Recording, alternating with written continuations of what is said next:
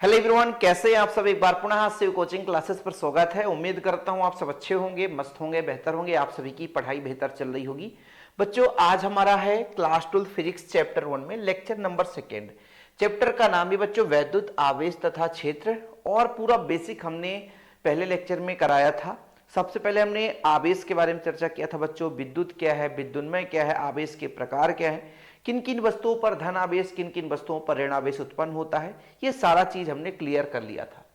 आज हम मुख्य रूप से चर्चा करने वाले हैं बच्चों क्या क्या, तो आपका आवेश उत्पत्ति का इलेक्ट्रॉनिक सिद्धांत, फिर आपका भू संपर्कण क्या होता है, प्रेरण द्वारा आवेशन क्या होता है बच्चों, और इससे कुछ महत्वपूर्ण क्वेश्चन। तो पूरा हम क्लियर करेंगे, एक एक टॉपिक को हम क्लियर करते हुए चलेंगे।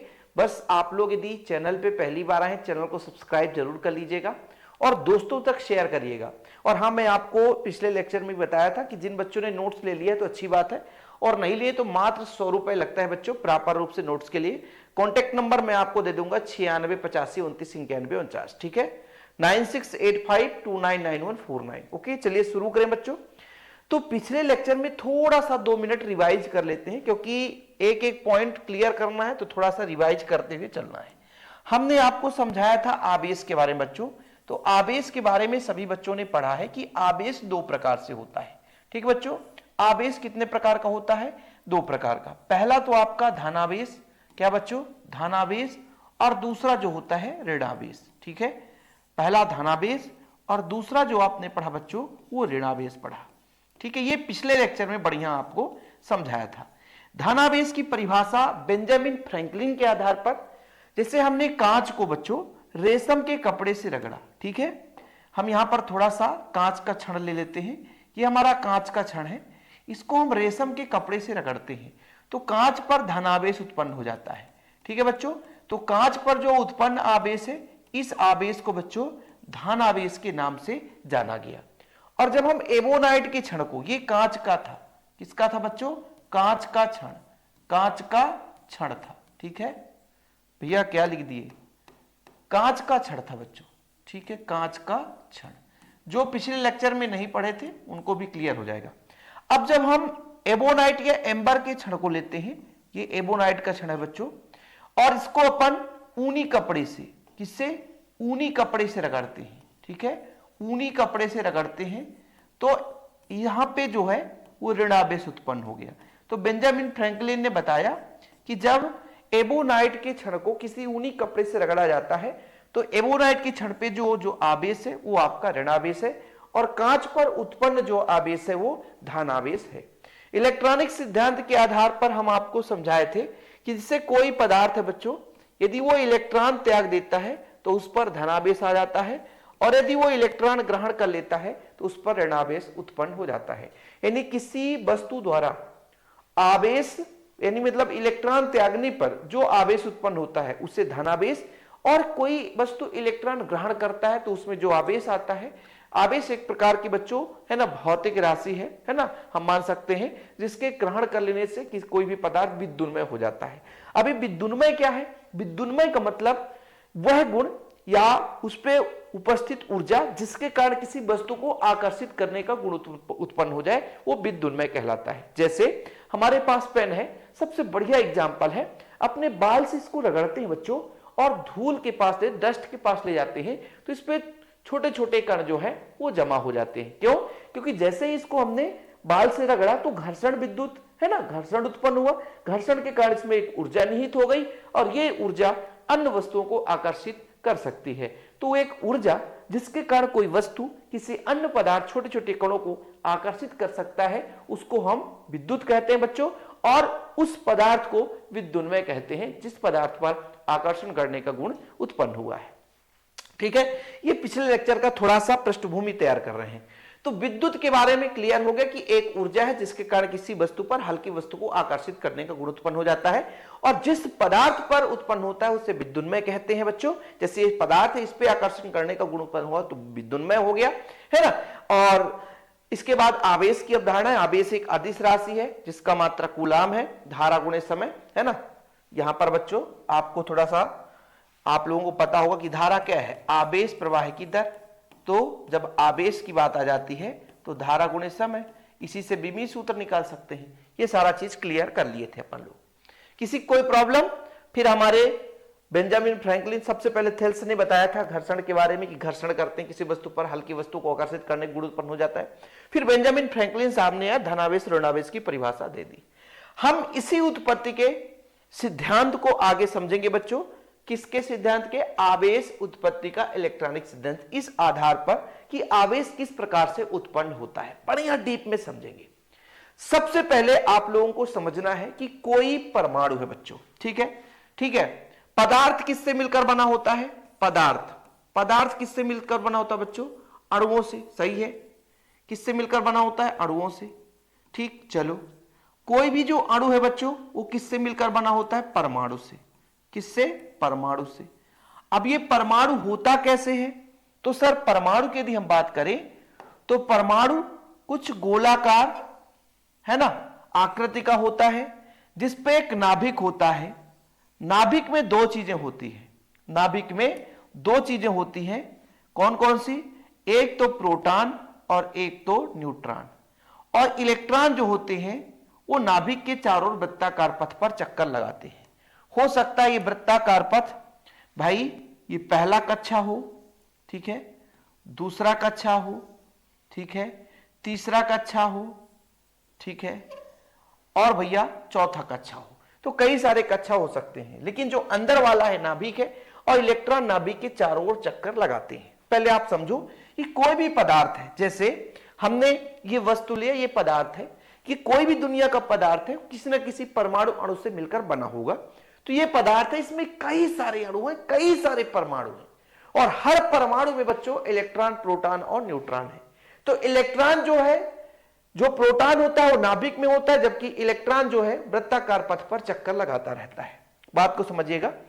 अब जैसे हम बात करते हैं पहले कक्षा की, ठीक है, पहले कक्षा की बात करें तो इसका नाभिक से आकर्षण थोड़ा ज्यादा है ना। और फिर जब दूसरे कक्षा की बात करेंगे थोड़ा कम होगा, तीसरे कक्षा की बात करेंगे और कम होगा, जब चौथे कक्षा की बात करेंगे नाभिक का आकर्षण और कम होगा। तो कहने का मतलब ये हुआ कि कोई भी परमाणु है, परमाणु में अंदर के जितने भी कोष हैं बच्चों वो नाभिक से ज्यादा अट्रैक्शन के साथ जुड़े रहते हैं, लेकिन जो बाहर का जो कोष है इसमें जो इलेक्ट्रॉन है नाभिक से उतना अट्रैक्शन या उतना आकर्षण बल से नहीं जुड़े रहते, जिससे कि अन्य जो कक्षा में उपस्थित इलेक्ट्रॉन जुड़े रहते हैं। अब बाह्यतम कोष का जो इलेक्ट्रॉन है ये थोड़ा सा रिलैक्स फील करता है, रिलैक्स अनुभव करता है, मतलब थोड़ा सा स्वतंत्र अवस्था में रहने की कोशिश करता है, क्योंकि इसका आकर्षण नाभिक से उतना ज्यादा नहीं रहता। इस कारण से इस इलेक्ट्रॉन को थोड़ा सा भी एनर्जी दे दिया जाए तो ये धक्का मुक्की खा करके बाहर आ जाता है। ऐसे कोई पदार्थ बना हुआ है, कोई पदार्थ है बच्चों, और पदार्थ कई सारे अणु परमाणु से मिलकर बने होते हैं। तो उन परमाणुओं के जो बाह्यतम कोष के जो इलेक्ट्रॉन है वो मुक्त अवस्था में रहने की कोशिश करते हैं, उतना ज्यादा नाभिक से आकर्षण नहीं होता।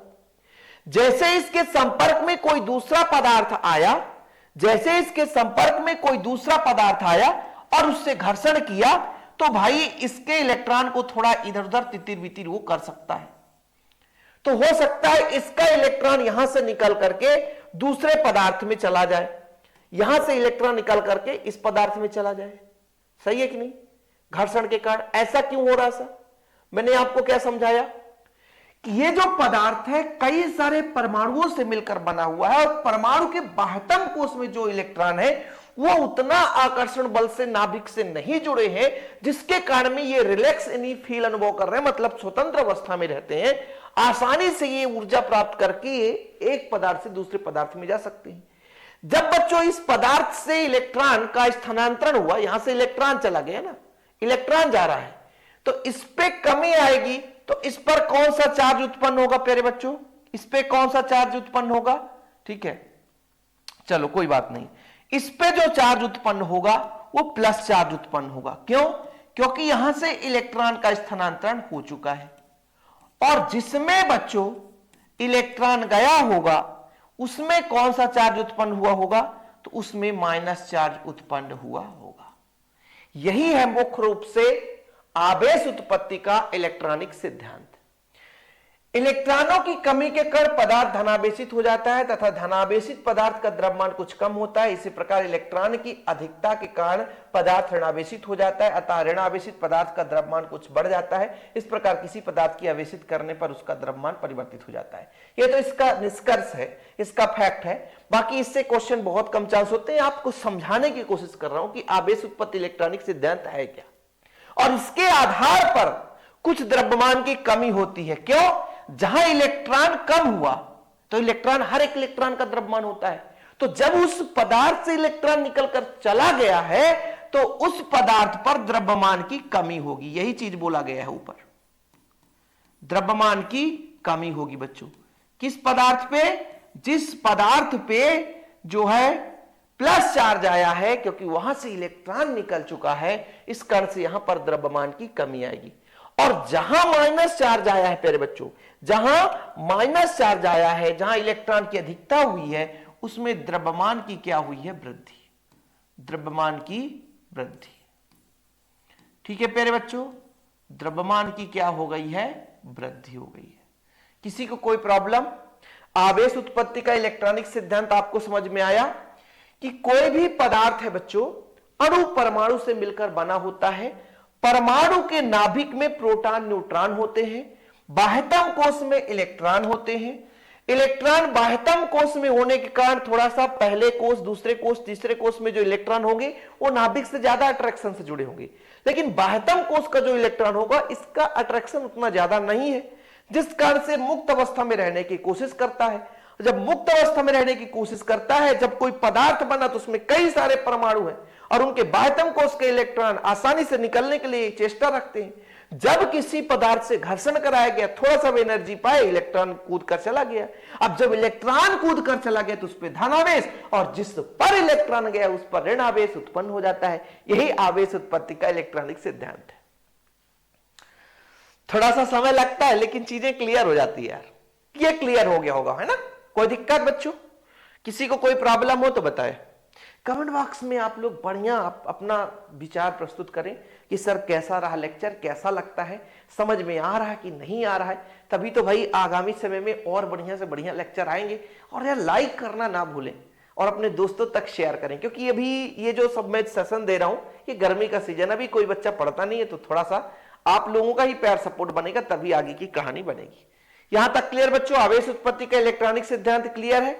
अब हमने आपको यह भी बता दिया कि जब कोई पदार्थ धनावेशित होता है तो उसमें द्रव्यमान की कमी होती है, क्योंकि वहां से इलेक्ट्रॉन निकलकर चला जाता है। और किसी पदार्थ पर यदि ऋण आवेश आया तो उसमें बच्चों इलेक्ट्रॉन आया, इसलिए उसमें द्रव्यमान की वृद्धि होती है। ऑब्जेक्टिव क्वेश्चन का भी पूछा जा सकता है, तो ये आपको पता होना चाहिए।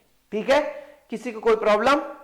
ठीक बच्चों, चलें आगे चलते हैं। यहां तक इसकी सिद्धांत ये जितना काम का था बच्चों अपन ने चर्चा कर लिया।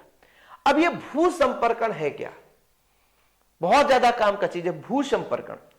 भू संपर्कण का मतलब यह होता है कि जब कोई वस्तु आवेशित हो जाए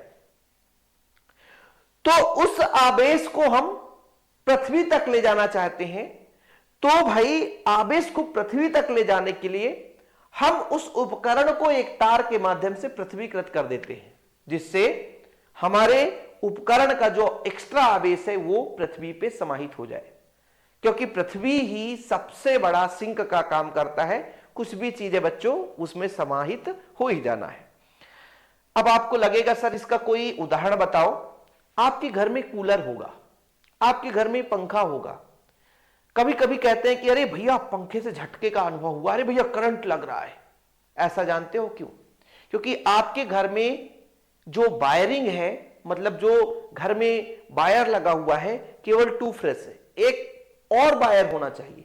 वो वायर क्यों होना चाहिए?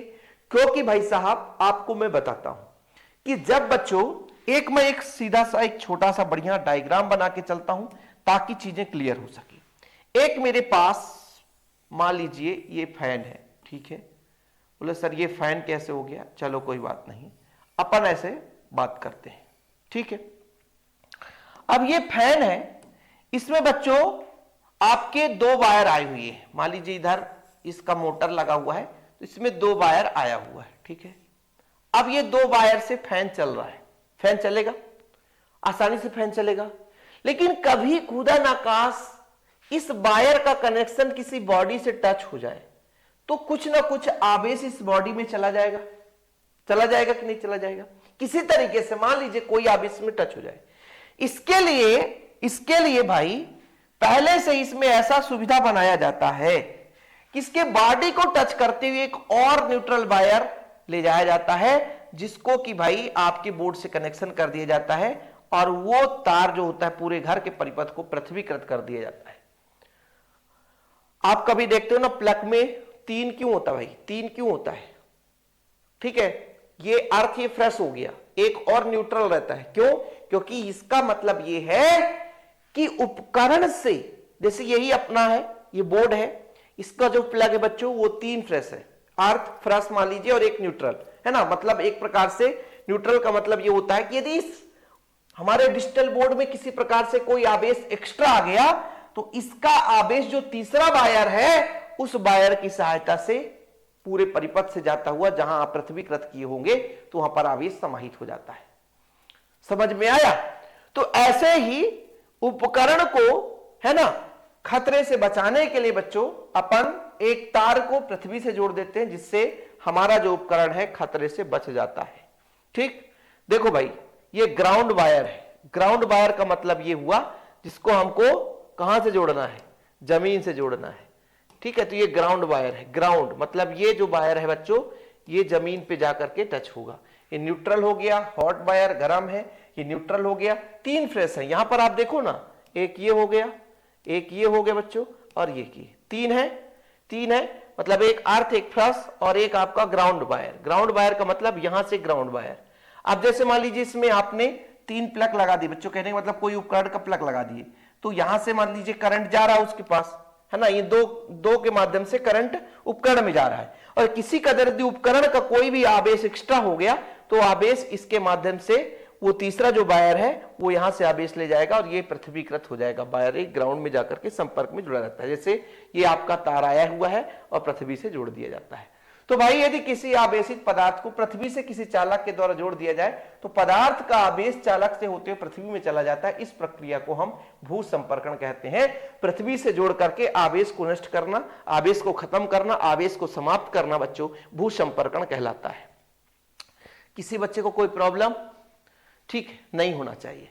चलो स्क्रीनशॉट वगैरह ले लो, चित्र मत बनाना, सिर्फ हमको समझाना था और एक एक पॉइंट समझाना है बच्चों ताकि आपको दिक्कत ना हो सके।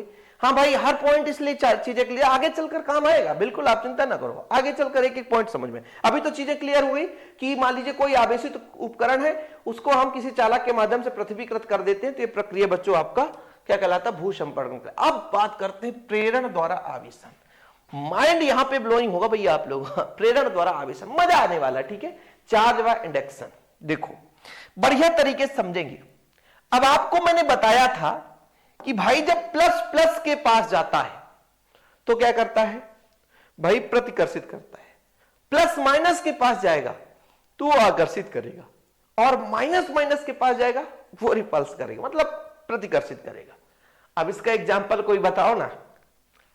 आप अब बड़े हो चुके हो, 12th में हो, आप सबको पता है कि भाई यदि कोई गर्ल्स बॉयज के साथ बैठती है तो उसका अट्रैक्शन अलग रहता है, और बॉय बॉय थोड़ा सा उतना अट्रैक्शन नहीं रहता है। मजा कब आता है? आप सबको पता है ना, इस उम्र में, है ना, यदि लड़का किसी लड़की से 2 मिनट भी बात कर लिया ना तो उसका एक्साइटमेंट अलग ही होगा।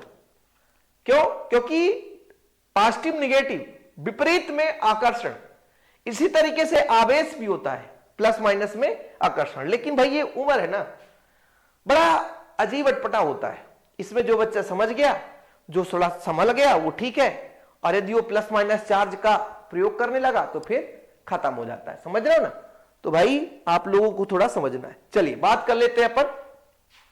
प्लस माइनस आपको सबको पता है कि कोई भी प्लस चार्ज के पास आएगा प्यारे बच्चों तो उस पर कौन सा गुण उत्पन्न होगा? यदि प्लस चार्ज के पास आएगा तो प्रतिकर्षण होगा बच्चों। क्या होगा? प्रतिकर्षण होगा। तो प्लस प्लस के पास आएगा तो ये दूर भागेगा, तो इसमें क्या होता है? प्रतिकर्षण। क्या होता है प्यारे बच्चों? प्रतिकर्षण। ठीक है सर, यहां तक चीजें क्लियर है। यदि माइनस माइनस के पास आएगा, ये हमारे पास पदार्थ है, इस पे माइनस चार्ज है, दूसरा पदार्थ है, इस पे भी माइनस चार्ज है, तो ये बच्चों दूर जाने की कोशिश करेगा, इसमें भी प्रतिकर्षण होगा, प्रतिकर्षण होगा, क्या होगा? प्रतिकर्षण, दूर भागने की कोशिश करेगा। अब आप समझो, एक और हम लेते हैं, वो आपका एक प्लस और एक माइनस।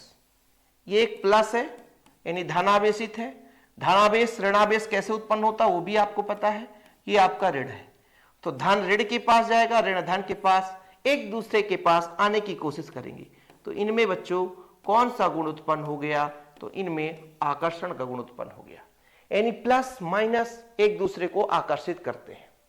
हम इसी चीज को समझेंगे, थोड़ा सा समझिएगा कि प्रेरण द्वारा आवेशन कैसे होता है। प्रेरण का मतलब होता है प्रेरित करना।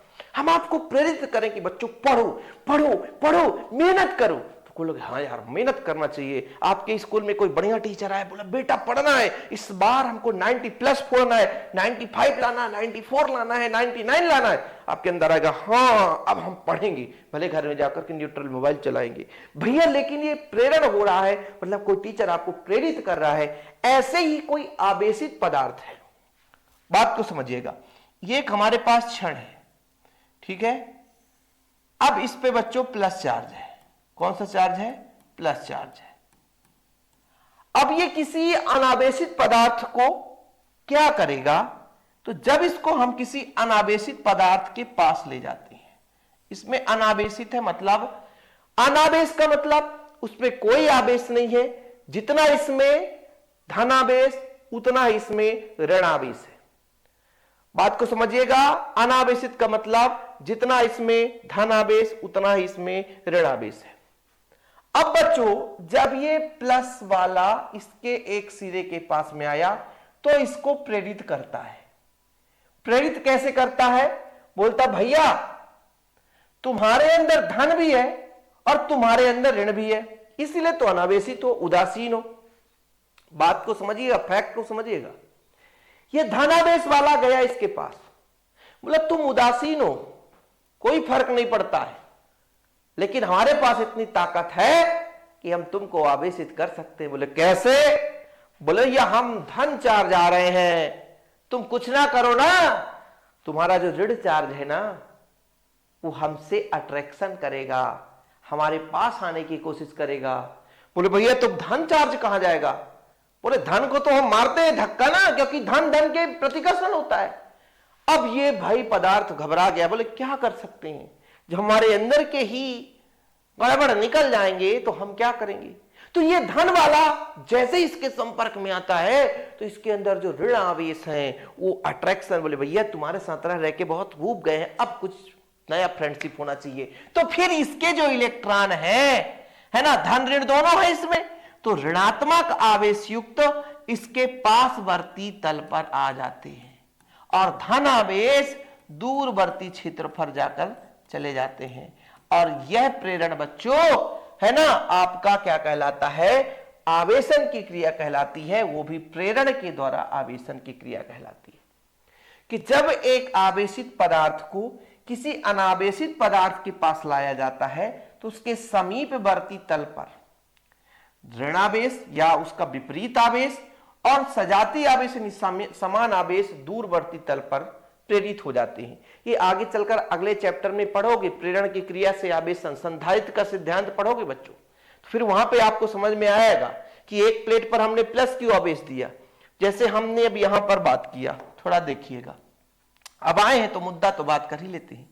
एक हमारे पास प्लेट है, ये दूसरा प्लेट है, इसको जब हम प्लस क्यू देते हैं ना बच्चों, तो इस पे प्लस क्यू पूरे जगह फैल गया। अब ये क्या करेगा? प्रेरित करेगा। प्रेरित करेगा तो इसमें होता क्या है कि इसके पास वाले तल पर, ये पास वाला तल है, तो पास वाले तल पर ऋणावेश, और बच्चों और दूरवर्ती तल पर दूसरे वर्ती यहां पे ये आपका बच्चों धनावेश है। और यदि इसको पृथ्वीकृत कर दिया जाए, इसको यदि पृथ्वीकृत कर दिया जाए तो पूरा का पूरा इसका आवेश पृथ्वी पर चला जाता है। कहां चला जाता है बच्चों? पृथ्वी पर, ठीक है।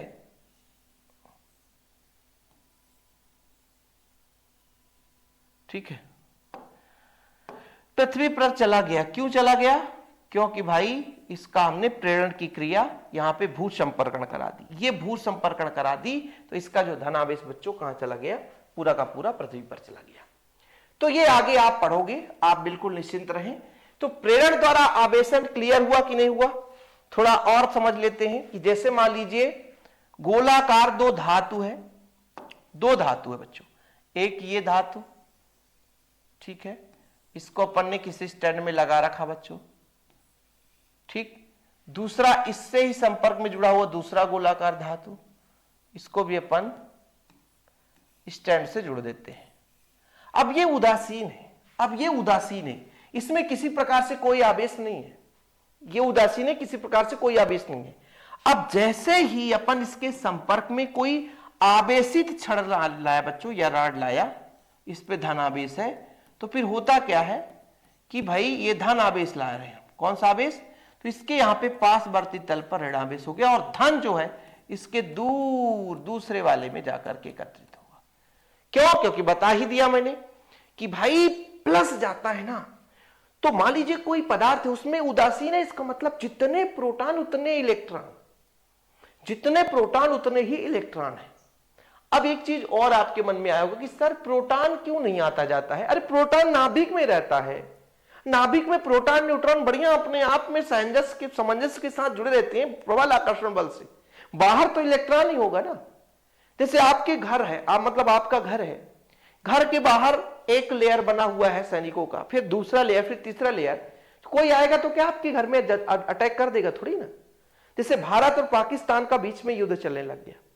अब भाई भारत और पाकिस्तान के बीच में युद्ध होगा तो पहले बॉर्डर में लगे सैनिकों से पार करना पड़ेगा ना, डायरेक्ट मध्य प्रदेश में आ जाएंगे? ऐसा नहीं होता।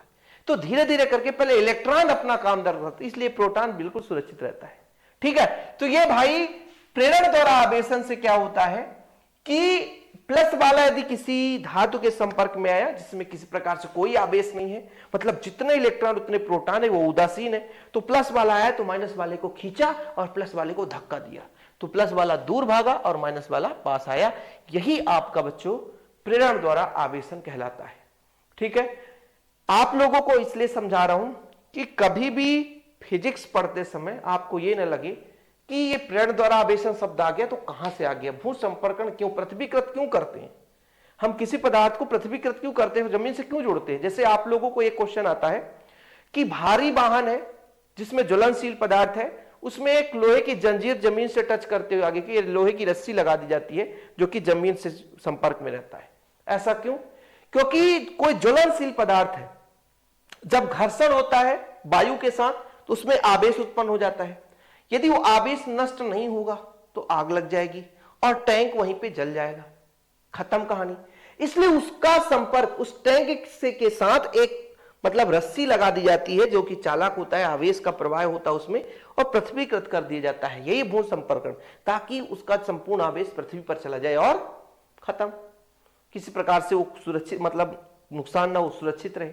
ऐसे आप लोगों को मिलेगा बच्चों कि हाँ, वायुयान की जो टायर है वो सुचालक बनाए जाते हैं कि वायुयान का टायर जब जमीन में घर्षण करता है तो आवेश उत्पन्न होता है। यदि सुचालक नहीं होगा तो आवेश पृथ्वी पर नहीं जाएगा और वायुयान में आग लग जाएगी। टायर में आग लगा, वायुयान में, खत्म कहानी। इसलिए बच्चों ये सारा चीज ये भू संपर्कण के ही अंतर्गत आता है। ठीक है, जैसे उपकरण पृथ्वीकृत मतलब कोई आवेश एक्स्ट्रा हुआ तो पृथ्वी पे चला जाता है। ठीक है, चलो आगे बात कर लेते हैं हम बच्चों चालक, विद्युत रोधी और अर्धचालक।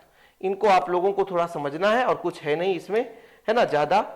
देखो भाई, चालक तो आप सबको पता है कि ऐसे पदार्थ जिसमें आसानी से धारा प्रवाहित हो सके, यानी आवेश बह सके, वो चालक होगा। जिसमें आवेश प्रवाहित आसानी से ना हो वो आपका कुचालक होगा। जिसमें अल्प मात्रा में आवेश प्रवाहित हो वो आपका अर्धचालक होगा। ये एक लाइन में आप लोग स्क्रीनशॉट ले सकते हो, पूरा एग्जाम्पल लिखा हुआ, इसमें ज्यादा कुछ समझाने की जरूरत है नहीं, बस 1 मिनट में आपका चीज क्लियर हो जाएगा कि चालक ऐसे पदार्थ जो अपने में से धारा बहने देते हैं, कुचालक या विद्युत रोधी जो अपने में से आवेश को नहीं बहने देंगे, अर्धचालक जो कुछ मात्रा में आवेश बहने देते हैं, जिनकी चालकता चालक और विद्युत रोधी के बीच में होती है। ठीक है, ये एग्जाम्पल भी स्क्रीनशॉट ले लिए होंगे आप लोग, ज्यादा इसमें भटकने की जरूरत नहीं है। ठीक है बच्चों, अब ये चालन का काम होता कैसे है? तो ये मैंने आपको जैसे बताया कि भाई साहब सोडियम, ठीक है, इसमें कितने इलेक्ट्रॉन है? इसमें 11 इलेक्ट्रॉन है। ये धातु है बच्चों, इसमें विद्युत का चालन हो सकता है। पहले कोष में जैसे मान लीजिए तो नाभिक हो गया, ये नाभिक है बच्चों, नाभिक है, ठीक है। नाभिक के चारों ओर वृत्ताकार पथ पाए जाते हैं। तो पहला जो कोष है इसमें 2 इलेक्ट्रॉन, फिर दूसरा कोष इसमें 8 इलेक्ट्रॉन, जो तीसरा कोष इसमें 1 इलेक्ट्रॉन, ठीक है बच्चों। पहले कोष में कितने इलेक्ट्रॉन? 2 इलेक्ट्रॉन सर, ठीक। दूसरे कोष में कितने इलेक्ट्रॉन? 8 इलेक्ट्रॉन, ठीक है, 8 इलेक्ट्रॉन। और बाह्यतम कोष में केवल 1 इलेक्ट्रॉन है। यही जो 1 इलेक्ट्रॉन है ये मुक्त अवस्था में पाया जाएगा, इसलिए इसे मुक्त इलेक्ट्रॉन कहेंगे। और अंदर के जो इलेक्ट्रॉन नाभिक के साथ प्रबलता के साथ जुड़े रहते हैं, इसलिए इसको हम बद्ध इलेक्ट्रॉन कहेंगे। और इसी मुक्त इलेक्ट्रॉन के प्रवाह से ही धारा का प्रवाह होता है। अब कहोगे सर 1 इलेक्ट्रॉन से विद्युत धारा बह सकती है? अरे बाबू, कोई पदार्थ है उसमें करोड़ों परमाणु हैं, और जब करोड़ों परमाणु है तो करोड़ों इलेक्ट्रॉन भी है। ये मत आप समझना, ये पदार्थ एक परमाणु से मिलकर बना होगा, इसको आप काउंट नहीं कर सकते हो इसमें कितने परमाणु होंगे। ऐसे कोई सोडियम का छोटा सा एक टुकड़ा है, इसमें हजारों परमाणु हैं, लाखों परमाणु हैं, और लाखों परमाणु तो लाखों इलेक्ट्रॉन है, जिसकी गरिमा ही नहीं है। समझ रहे हो ना? तो आप लोग ये बात परेशान हो ना कि सर ऐसे ऐसे कह रहे हो आप, मजा नहीं आता ना कि आप लोग कहते हो 1 इलेक्ट्रॉन कहां से धारा बहेगी सर। तो मैं ये चीज समझा रहा हूं कि सिर्फ मुक्त इलेक्ट्रॉन के कारण धारा बहती है और बद्ध इलेक्ट्रॉन के कारण धारा नहीं बहती। ये चालन का मुख्य कारण होता है। और जिसमें मुक्त इलेक्ट्रॉन नहीं पाया जाएगा, जैसे प्लास्टिक है, उसमें धारा नहीं बहती है। किसी भी धातु पदार्थ में विद्युत धारा के प्रवाह का कारण उस पर उपस्थित मुक्त इलेक्ट्रॉन होता है, ना कि बद्ध इलेक्ट्रॉन। याद रखिएगा, ऑब्जेक्टिव क्वेश्चन पूछ देता है बच्चों कि किसी पदार्थ में विद्युत धारा प्रवाह का कारण क्या है, तो वह है आपका मुक्त इलेक्ट्रॉन। ठीक है, कोई दिक्कत? अब थोड़ा सा हम आपको समझाते हैं। चलो भैया, एक अर्धचालक के बारे में। ठीक, अर्धचालक क्या है? अर्धचालक जिसमें अल्प मात्रा में धारा प्रवाहित हो। अब आप लोगों को पता होगा कार्बन परिवार बच्चों, कार्बन, सिलिकॉन, जर्मेनियम। तो कार्बन के बाद सिलिकॉन और जर्मेनियम को हम अर्धचालक कह सकते हैं। इसमें एक डोपिंग की क्रिया भी कराते हैं। डोपिंग की क्रिया, डोपिंग की क्रिया मतलब हो सकता है 15वें समूह, ये 14वां समूह का एलिमेंट है, हो सकता है 13वें समूह, ये इसमें आपका बोरान है, एल्यूमिनियम है। ठीक है, फिर यहां पर बच्चों इसमें नाइट्रोजन है, फास्फोरस है, एंटीमनी है। तो नाइट्रोजन है, फास्फोरस है, एंटीमनी है। तो यहां पर आपको समझना है कि डोपिंग का मतलब यह होता है कि जब 13वें समूह के तत्व को 14वें समूह के साथ मिला दें, या 15वें समूह के तत्व को 14वें समूह के तत्व से मिला दें, तो जब ये दोनों आपस में मिलते हैं बच्चों, तो ये पी प्रकार के अर्धचालक बनाते हैं। और ये जब दोनों आपस में मिलते हैं तो एन टाइप, पी